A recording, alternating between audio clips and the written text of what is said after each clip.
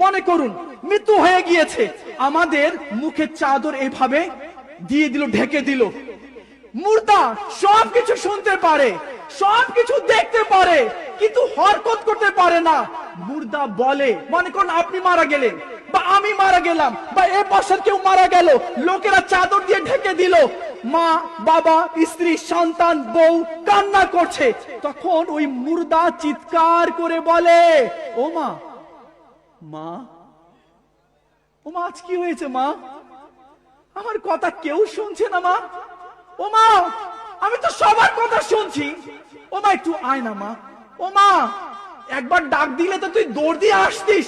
ও মা, একটু আয় না মা। দেখ না এই লোকেরা কি করেছে, দেখ না, আমার মুখের উপরে চাদর দিয়ে রেখেছে।